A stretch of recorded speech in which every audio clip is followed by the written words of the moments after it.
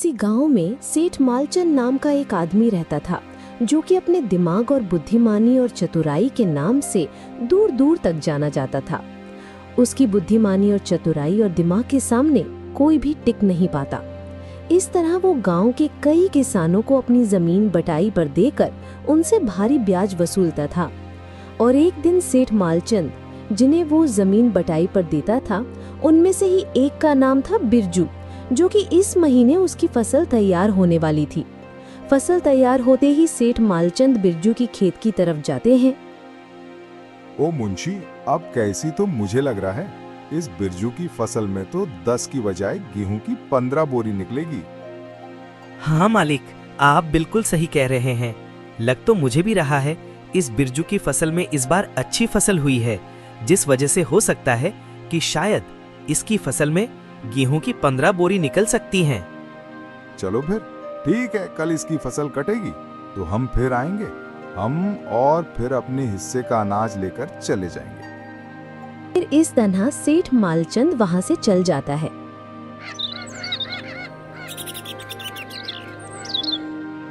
अगले दिन जब बिरजू अपनी फसल काट रहा होता है, तभी सेठ मालचंद बैलगाड़ी के साथ फसल में हिस्सा लेने के लिए आ जाता है। नमस्ते मालिक, और बताओ कैसे आना हुआ आज मेरी फसल पर? बस यूं ही आया हूं अपना हिस्सा लेने। तेरी तो फसल तैयार हो गई, तूने तो मुझे बताया भी नहीं। नहीं मालिक, आज मेरी फसल तैयार तो हो गई है, लेकिन अभी इसको काटने में अभी काफी वक्त लगेगा और हो सकता था कि मैं आपके पास दोपहर में आता। चलो वो सब छोड़ो बिरजू, अब खत्म करो। देख भाई बिरजू, मैंने जैसा तुझे बताया था कि 10 बोरी गेहूं निकलते हैं तो उसमें से 2 बोरी तुम्हारी होती हैं और 8 बोरी मेरी होती है। लेकिन मेरे खेत में अब कैसी तूने अच्छी फसल उगाई है, इसीलिए इसमें गेहूं की 15 बोरी निकली हैं। इसलिए मैं तुझे वायदे के मुताबिक अब कैसी 2 ही बोरी गेहूं की मिलेंगी। लेकिन मालिक, आपने तो कहा था कि 10 बोरी गेहूं निकलेंगे तो उसमें पर 2 बोरी तुम्हारी होगी, पर मेरे खेत में तो 15 बोरी निकली है, तो मुझे तो 3 बोरी गेहूं की मिलनी चाहिए। देख भाई देख बिरजू, मुझसे ज्यादा जुबान लड़ाने की जरूरत नहीं है। जमीन भी मेरी, सारा काम मेरा, तुम्हारा क्या है? तुम तो बस इसके अंदर जरा सारी फसल उगाते हो और तुम्हें उसके बदले में मैं 2 बोरी गेहूं दे रहा हूँ। ये तो मेरी बहुत ज्यादा खुशनसीबी समझो। 2 बोरी गेहूं दे रहा हूं, वरना तो मैं तुम्हें 1 भी बोरी नहीं दूं। और फिर इस तरह सेठ मालचंद वहां से अपनी बैलगाड़ी में गेहूं की 13 बोरी रखता है और फिर वहां से अपने गोदाम की तरफ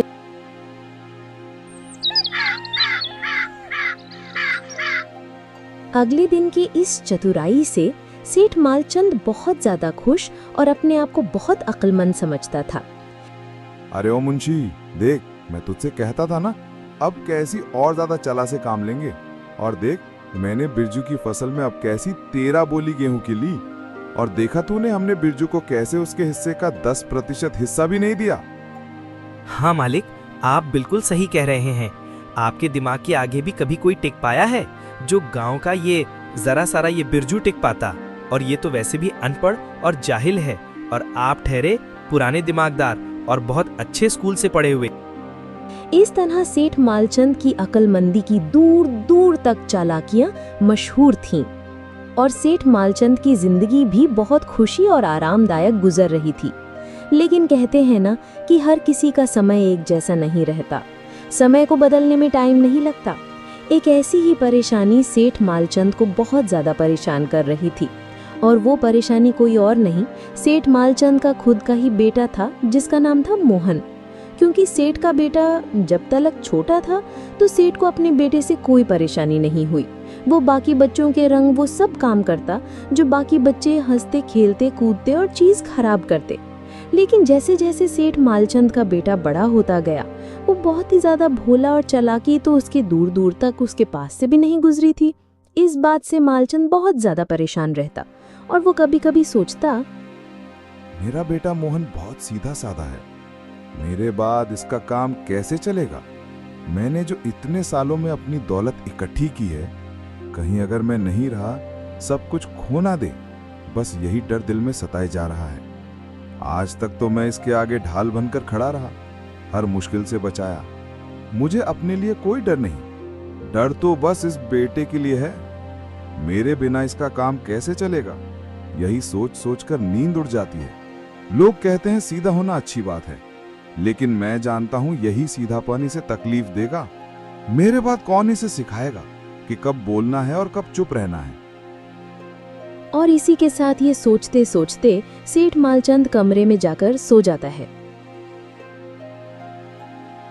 अगले दिन सुबह होती है और सेठ मालचंद अपने बेटे मोहन को बुलाता है और उसको अपने पास बैठाता है और उससे कहता है, मैं तुम्हें 100 भेड़ देता हूं और तुम इन 100 भेड़ को लेकर शहर जाओ और इन भेड़ों को ना मारना है ना बेचना है और फिर इन्हें वापस लेके आना है। और साथ में तुम्हें गेहूं के 100 बोरे लेकर ही आना है। अगर 100 में से एक भेड़ भी कम हुआ और बोरों के बिना घर आने के बारे में सोचना भी मत। मैं तुम्हें घर में नहीं घुसने दूंगा। तुम जब ही ठीक होगे, तुम्हारा सीधापन और भोलापन मुझे खाए जा रहा है। ये जो मैंने तुम्हें बताया है, इसमें भी एक पहेली है। अगर तुम दिमाग से सोचोगे तो तुम इसमें जरूर जीत पाओगे। के बाद मोहन शहर की तरफ रवाना हो जाता है।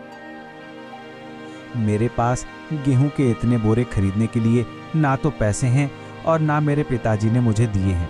अब बताओ, मैं ऐसे कैसे बोरे खरीदकर घर लेकर जा सकता हूँ? बिना पैसों के बोरे कौन देता है? ऐसे कैसे संभव है? वो इस समस्या पर सोचने विचारने के लिए सड़क किनारे बैठ गया, मगर कोई हल उसकी समझ में ही नहीं आ रहा था और वो बहुत ही दुखी था। तभी एक लड़की जो उसके पास से गुजर रही होती है, उसे उदास देखकर बोलती है, क्या बात है, तुम इतने दुखी क्यों हो? तुम कहाँ से आए हो और तुम्हारा क्या नाम है? अब मैं तुम्हें क्या बताऊं, मेरे पिता ने मुझे बहुत बड़ी समस्या में डाल दिया है और मेरा नाम मोहन है। और इतना कहकर मोहन शांत हो जाता है और वो उदासी से सर पकड़कर कुछ सोचने की कोशिश करता है, मगर उसकी समझ में कुछ भी नहीं आ रहा था।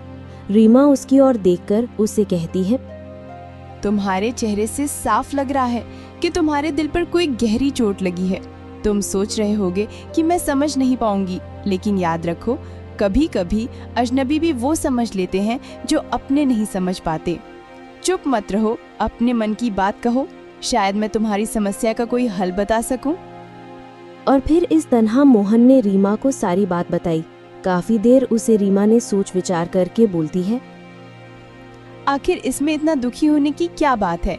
लो, मैं ही इसका हल निकाल देती हूँ। इतना कहकर रीमा भेड़ों के पास जाती है और गौर से देखने लगती है। उसको देखते मोहन भी उसको हैरानी से देखने लगता है और रीमा भेड़ों बालों पर हाथ फेरने लगती है और फिर कहती है, तुम इन भेड़ों के बाल उतारो और इन बालों को बाजार में बेच दो और फिर बालों से जो पैसे मिले, गेहूं के 100 बोरे खरीदकर अपने घर भेड़ों के साथ और गेहूं के 100 बोरे के साथ घर को वापस चले जाओ। इसमें ना तो तुम्हारे पिता तुम्हें घर से निकलेंगे, ना तुम्हारे भेड़ बिकेंगे। और इस तरह रीमा उसकी समस्या का हल बांटकर उसको उसके घर भेज देती है। और फिर मोहन रास्ते से अपने घर को बहुत खुशी खुशी जा रहा होता है और वो मन ही मन में सोचता है, आज तो मेरे पिता मेरी अक्लमंदी और बुद्धिमानी को देखकर बहुत खुश होंगे और वो अपने बेटे पर गर्व करेंगे और दूसरों के सामने भी कहेंगे कि मेरा बेटा बहुत बुद्धिमान है। इस तरह सोचते हुए मोहन घर पहुंच जाता है। सेठ भी अपने बेटे को भेड़ों और गेहूं के 100 बोरे के साथ वापस आते देखते हुए बहुत ज्यादा हैरान होता है और वो कुछ अपने बेटे को तरफ बिना देखे ही कमरे से बाहर चला जाता है। दूसरे दिन और अगर तुम भेड़ों के बगैर या गेहूं के बोरों के बगैर लौटोगे तो मैं तुम्हें पिछली बार तो अपने घर से ही बाहर निकाला था, लेकिन मैं अब तुम्हें अपने गांव से ही बाहर निकाल दूंगा। एक बार फिर से सेठ मालचंद का बेटा शहर की तरफ रवाना होता है भेड़ों के साथ। मोहन उसी जगह जाकर बैठता है जहां वो पिछली बार नदी के किनारे अपने भेड़ों को लेकर गया था। मोहन को यकीन था कि रीमा इस जगह जरूर आएगी और जब भी आएगी तो वो मेरी समस्या भी मुझसे जरूर पूछेंगी और हो सकता है कि रीमा मेरी मदद जरूर करेंगी। और हुआ भी कुछ ऐसा ही। वो रीमा उसी जगह आई जहां मोहन बैठा था। अरे मोहन, बताओ तुम कैसे हो? और बताओ कैसा चल रहा है? तुम्हारे पिता ने तुम्हें क्या इनाम में दिया है? और बताओ, तुम्हारे पिता तुम्हें देखकर बहुत खुश हुए होंगे और कह रहे होंगे कि मेरा बेटा भी होशियार हो गया है। और बताओ, यह फिर से आना कैसे हुआ? इस बार भी कोई समस्या है या फिर ऐसे ही यहाँ घूमने के लिए आए हो? अरे नहीं रीमा, मैं यहाँ घूमने नहीं आया। मेरे सर पर तो पहले से भी ज्यादा बड़ी समस्या आ पड़ी है। कैसी समस्या? क्या इस बार भी तुम्हारे पिता ने तुम्हें घर से निकाल दिया या कुछ कहकर तुम्हें इन भेड़ों को बेचने के लिए कहा है? नहीं रीमा, मेरे पिता ने मुझसे कहा है। पिछली बार की मेरी भेड़ के बाल बचने वाली बात उनको जरा भी पसंद नहीं आई और वे बिना कुछ कहे ही वहां से चले गए। और फिर उन्होंने मुझे दूसरे दिन बुलाया और कहा कि तुम दोबारा इन भेड़ों को लेकर जाओ शहर और इन पर गेहूं के 100 बोरे खरीद कर लेकर आने हैं। ना तुम्हें भेड़ बेचने हैं और ना ही तुम्हें उनके बाल बेचने हैं। और हाँ, ये भी बोले, बिना गेहूं के 100 बोरे लिए और भेड़ों के बगैर घर आने के बारे में सोचना भी मत। पहले तो मैं तुम्हें घर से ही बाहर निकाला था, लेकिन अब तुम्हें गांव से भी बाहर निकाल दूंगा। यह कहकर मुझे घर से रवाना कर देते हैं रीमा। और फिर रीमा ने सोच विचार कर बोली, मोहन, एक तरीका है। आखिर ऐसा कौन सा तरीका है तो मुझे भी बताओ। तभी रीमा भेड़ों के पास जाकर मुस्कुराने लगती है और कहती है, तुम ऐसा करो, तुम एक तेज धार वाली कहीं से एक चाकू ले आओ और फिर इन भेड़ों के सींगों को काटो, और जब सींग कट जाएं तो फिर उनको काटकर बाजार में बेच आओ, और तुम्हें जो पैसे मिले तुम उससे गेहूं के 100 बोरे खरीद लेना। और फिर मोहन उसी तरीके से कहीं से एक चाकू लाता है और भेड़ों को सींगों को काटकर बाजार में बेच आता है, और वहां से गेहूं के 100 बोरे खरीदकर रीमा के पास आता है और कहता है, रीमा, अगर तुम नहीं होती तो पता नहीं शायद मेरी समस्या का हल कैसे निकलता, और हो सकता है शायद मेरी समस्या का हल नहीं निकलता तो मेरे पिता तो मुझे घर से ही बाहर निकाल देते। मैं तुम्हारा बहुत शुक्रगुजार हूँ, और जब भी तुम्हें किसी भी चीज की जरूरत पड़े तो बस बेझिझक मेरे पास आ जाना, और ना आ सको तो तुम खत लिख देना, मैं जरूर तुम्हारे खत का जवाब दूंगा।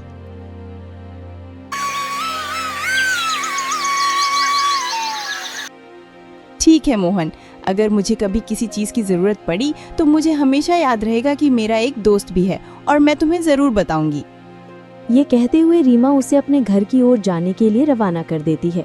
मोहन भी अपने घर को जाने के लिए बहुत ज्यादा खुश नजर आ रहा था, और वो खुशी खुशी अपने घर को रवाना हो जाता है। भेड़ों और गेहूं के 100 बोरे पिता के हवाले करते मोहन मुस्कुराते हुए अंदर चला गया। वो आज बहुत ज्यादा खुश था और उससे ये खुशी बर्दाश्त न हुई, और उसने अपने पिता को सारी कहानी सुना दी। ये कहानी सुनकर सेठ मालचंद भी बहुत ज्यादा हैरान होते हैं और मन ही मन में सोचते हैं, कहते हैं कि एक लड़की के पास इतना ज्यादा दिमाग, और वो सोचते हैं अगर इतनी ही दिमाग वाली है तो वो मेरे भी एक पहेली का जवाब दे। सेठ मालचंद अपने दिमाग ये में सोचकर अपने बेटे को बुलाते हैं।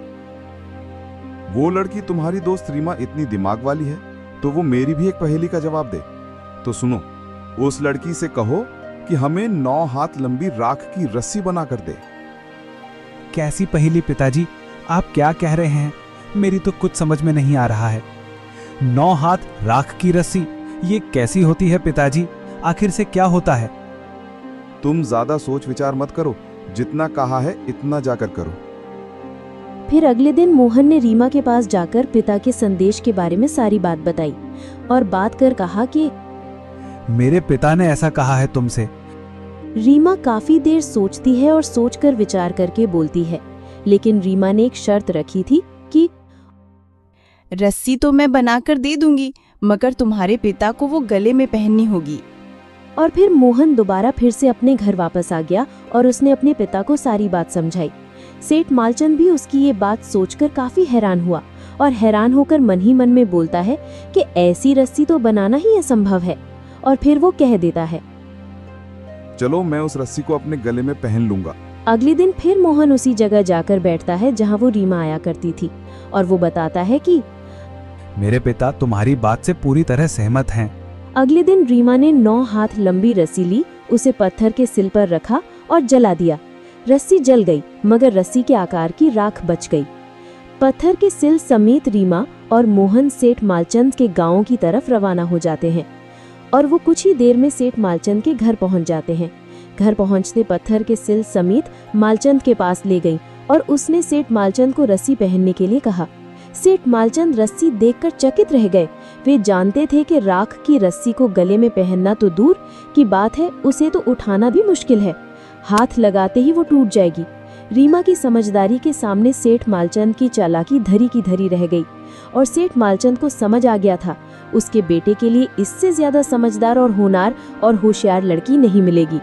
वक्त गंवाए बिना सेठ मालचंद अपने बेटे की शादी का प्रस्ताव रीमा के सामने रख दिया और फिर इस बात से रीमा भी सोच विचार करके शादी के लिए मान जाती है। इस तरह सेठ मालचंद के लड़के की शादी एक होशियार लड़की से हो जाती है और सेठ मालचंद को भी अपनी जायदाद के बारे में ज्यादा सोचना नहीं पड़ता और वो जानता था अगर मैं मर भी जाऊं तो मेरी बहू मेरे बेटे को संभाल लेगी और मेरी जायदाद को भी संभाल लेगी। इस तरह ये कहानी खत्म होती है। अगर ये कहानी आपको अच्छी लगी हो तो हमें कमेंट में जरूर बताएं।